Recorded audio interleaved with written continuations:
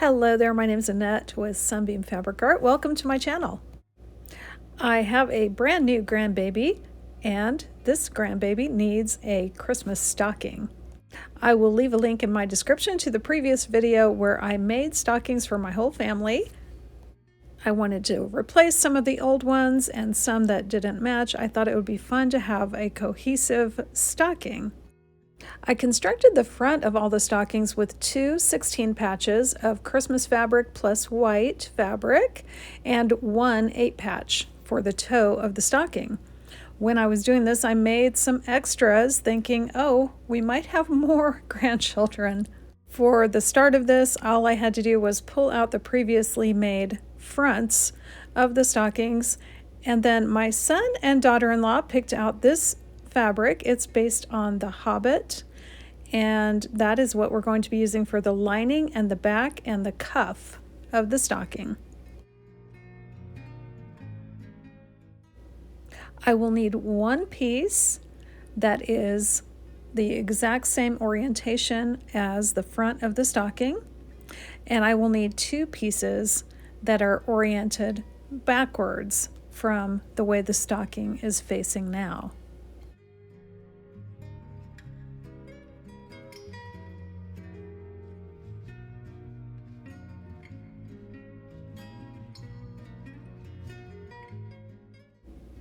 This was a custom panel fabric, so what I'm doing here is just laying the panel out. I did not fold it over. I wanted to keep the orientation up. There is an up and a down to this panel, so I want to make sure my orientation is the right way.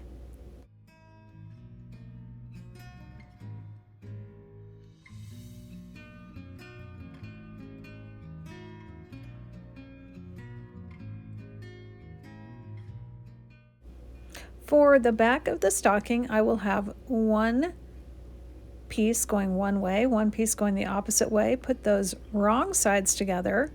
That will be the back side of my stocking.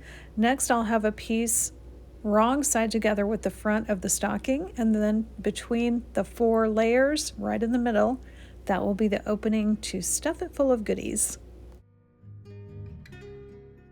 I'm also using a couple of batting scraps between the front of the stocking and the inside of the front.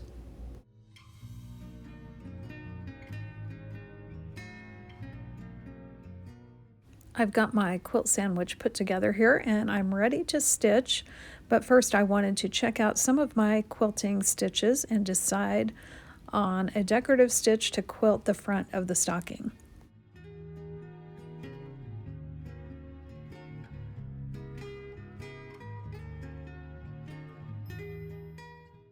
Next, I top stitched over all the seams going vertically on the front of the stocking to hold my quilt sandwich together.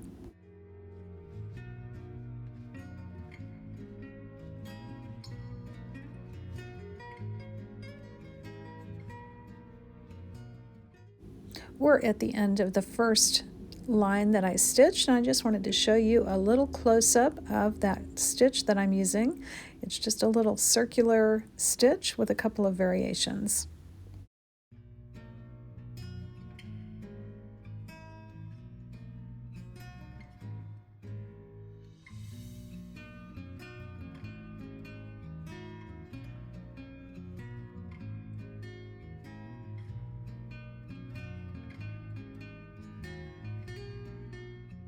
I used my little blade saver to draw a little circular shape on the toe box of my stocking. Next, it was time to put the front and the back of the stocking together. So first, I'm going to go ahead and trim away excess batting.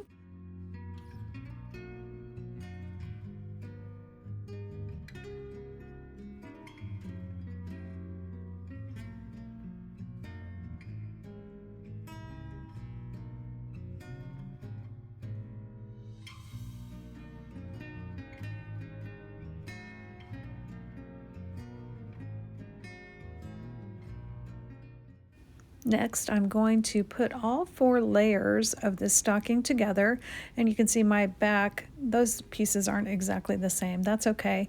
They're both bigger than the front of the stocking, so it's going to be just fine. I put all the layers together with the right side, the outside of the stocking, facing inside, because I want my raw edges. When I turn the stocking right side out, I want my raw edges to be on the inside of the stocking.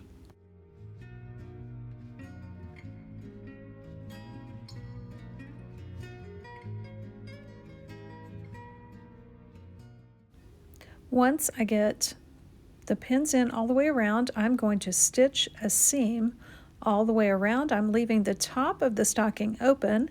That's going to be where I turn it right side out.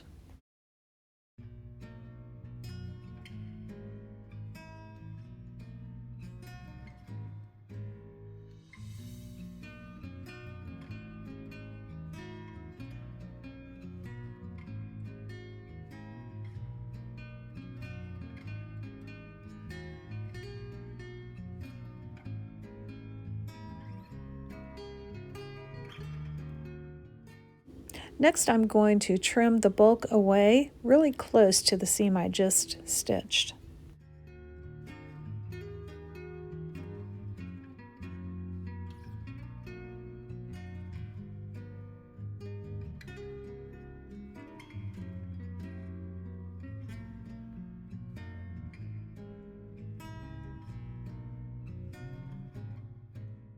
Next, I'm going to go back over the entire seam one more time with a stitch that I tested here. It's an applique stitch.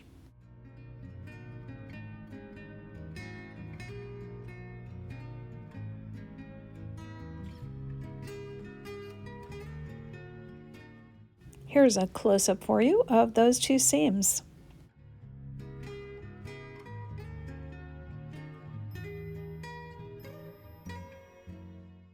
Next, I turned the stocking right side out. I used my little wooden tool to poke the seams out, and I let my iron sit on those seams so it would press through all those layers and get a nice crisp finish.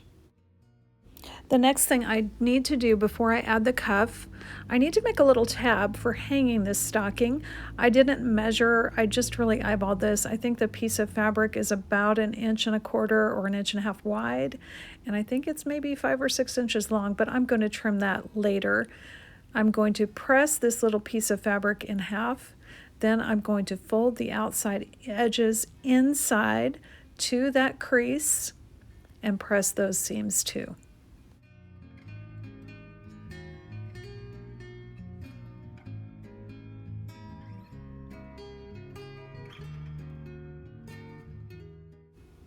Once I have the 3 creases pressed, I'm going to fold those halves to the inside, press one more time, and that way all the raw edges are enclosed and won't be showing. Next, I stitch down really close to the outside edge on one side. I'm just using a normal straight stitch. Then I stitched down the other side to make this look like a nice finished hanger.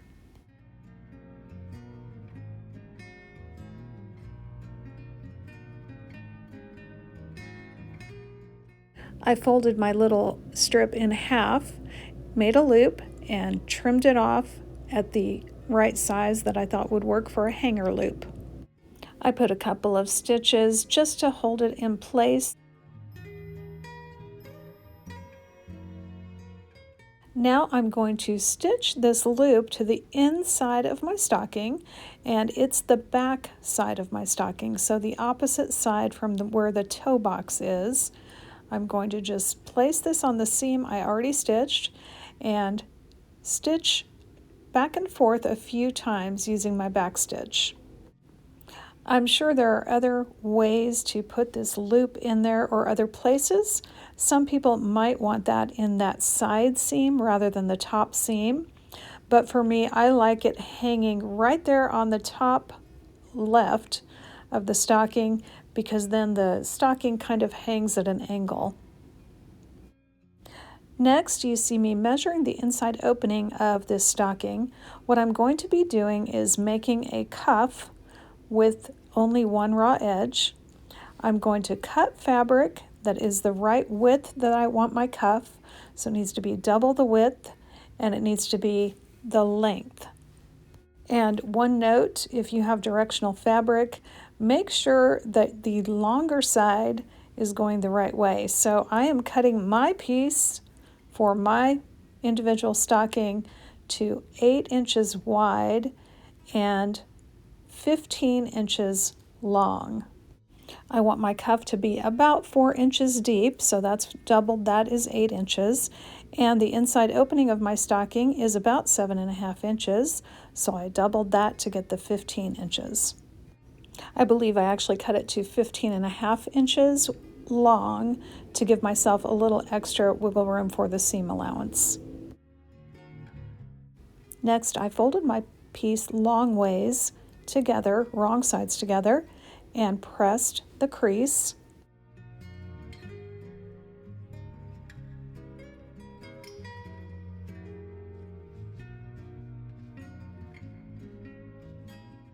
Now I'm going to open that back up and fold it over so the shorter seam, that 8-inch seam, is ready to be stitched together to make the cuff a circle.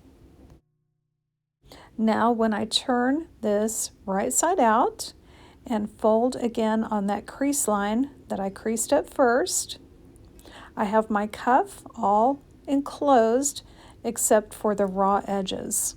I'm going to be placing this cuff inside the stocking top. I'm going to stitch all the way around that seam, around the top of the stocking, and then we will just flip that cuff to the outside. Our little hook loop will pop out and we'll have a finished stocking. Now what I'm showing you here is me ripping out that cuff seam the very first time. I put it in wrong, so I'm going to take a little bit of time to show you how to get your directional print going the right way. So here is the top of my stocking. Here is my cuff with the raw edges up, and that's going to be dropped down inside of my stocking top. What I want to make sure is that the seam I'm looking at on the raw edge is facing up. I want to make sure that what I'm seeing on the raw edge is also going up towards the top. I don't know if you can see the little people in that figure, but they are right side up, which to me that was counterintuitive. I thought, well, if they're right side up and I flip this the other way, they're going to be upside down. But no, that is not the way this directional fabric worked. What I need to do is see the front of my stocking and see the cuff both right side up. When I open this up to stitch it, I can see that my inside of the cuff that's going to be flipped is upside down, and I can see that it's right side up right against the inside of the outside. Does that make any sense at all? The important thing is when you're holding that stocking right side up and you drop that cuff in, looking face on at it, it needs to also be right side up. If you choose to bind this top seam, that's no big deal. It's certainly doable, easy to do. Just bind a little loop around the stocking top. I don't feel like with a 4-inch width here, I need to finish that seam. I don't think it's ever going to be seen. It's never going to see the light of day again, so I just left that raw edge unfinished and flipped my cuff to the outside, and I'm giving it a nice little finger press here on that seam line. I've got my stocking loop to hang it that just, of course, it pops right out because of the way I sewed it inside the stocking.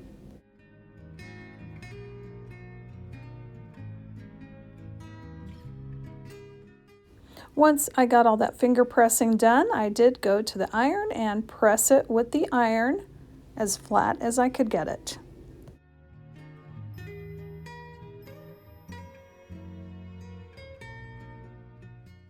Here are some looks at the finished stocking. That loop is where it's going to hang.